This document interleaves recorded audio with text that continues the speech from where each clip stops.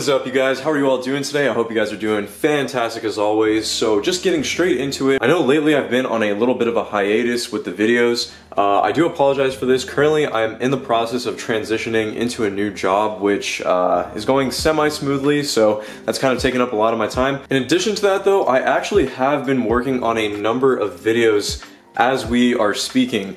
I have a lot of really cool projects. I've gotten some pretty cool cars featured on the channel, and I've actually been filming and just lining up these videos to get them out for you guys in the next few weeks. So you guys won't be seeing those for a little bit, but they're pretty awesome and I really think you guys are gonna enjoy them. I am so excited to get them out for you guys.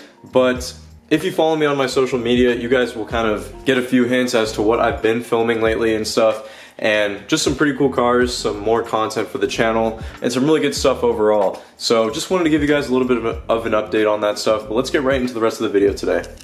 So a couple months ago, I'd say maybe like 6 months ago or so, I made one of the most controversial videos on this channel. And I say controversial because it triggered a lot of people, and for good reason. You know, people are very passionate about European cars, and I can't blame them, I am too. But it was titled, "Why BMWs Are So Unreliable." And I basically just kind of like picked apart the engine bay of my own car and just went into like a number of reasons, you know, mainly focusing on the cheap materials like plastic and stuff that are used that basically corrode and break over time, and that causes a bunch of problems. And a lot of people were saying a bunch of reasons for this kind of stuff. One was planned obsolescence. Manufacturers are producing the cars to only last a certain lifespan period, and then after that, you know, the car breaks down, it basically goes to shit, so that you have to buy a new one, which definitely makes a lot of sense. But another thing that a lot of people were mentioning that really intrigued me was the climate. Numerous comments were saying, you know, it really depends on the areas that you live. A lot of people were saying that in Germany, their cars, or their BMWs or Audis, whatever, they tend to be more reliable, mainly because the climates are much cooler, the roads, the traffic conditions and stuff, which overall, as the course of the lifespan of the car goes, it plays a massive role. And for one, that really got me thinking, because I live in Southern California, and for those of you guys that don't know, Southern California, we have extreme heat. It's a very desert climate, you know, it's very arid, it's dry, and we don't get much rain and stuff. And obviously with cars, heat is never really a good thing. Heat is always kind of like a problem.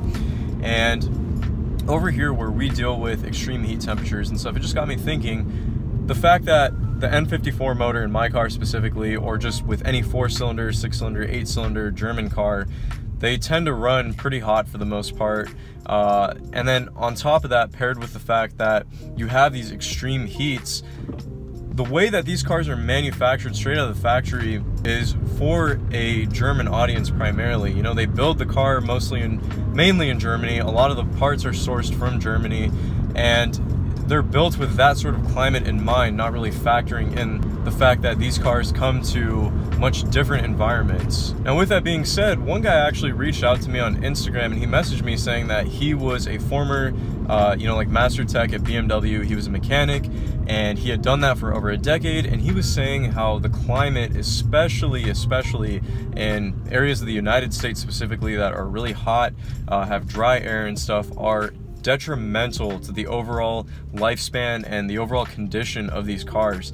When heat and dry air and stuff comes into play, things like the gaskets, a lot of the plastic components and stuff, they tend to not hold up very well with those kind of conditions.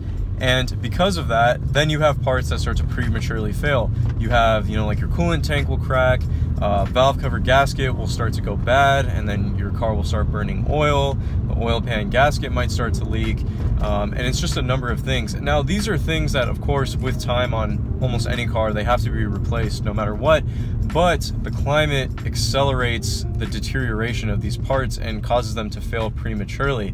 I guess to an extent, you could say this about any car, and in reality, you know, climate is going to affect any car. But I think with European cars specifically, they get hit the hardest, especially because when you look at how these manufacturers design the car, they design the car to be, you know, primarily driven in something like Germany or a much cooler European climate. Adding on top of that, you also have the fact that there are, you know, extreme weather changes and rapid drops in temperature. So sometimes over here, it can get as low as like 36, 37 degrees in the winter with really dry air, and then literally the next day it'll be like almost 100 degrees hot. So when you factor that in, plus with the engine warming up, cooling down over time, it adds a lot of stress to the plastics, even to the metal components, and I feel like you run into a lot of issues. So honestly, I'm just gonna end it there. I just wanted to bring this video up more of a discussion topic rather than anything. I'm not really trying to make any claims. I just wanted to hear what your guys' thoughts are. Do you guys think that the climate really affects the reliability of European cars? I think that to an extent it really does. It just makes sense. And from what other people have told me and stuff, I think it's definitely something that people need to consider. It's a factor. That is going to do it for today's video. Nothing super special today, nothing crazy. I do have more driving videos planned for you guys, so where I'm going to be hitting the canyons and whatnot. So definitely stay tuned for those. I'm looking forward to filming more of those. I got really positive responses from the last video. But if you did enjoy this video, be sure to give it a thumbs up. Be sure to subscribe to my YouTube channel, Simply Car Things. I do all sorts of awesome automotive content on this channel. It's not just BMW and stuff. I feature a lot of other cars on this channel too. But with all that being said, you guys, hope you enjoyed. Take it easy. I'll catch you in the next one. Later.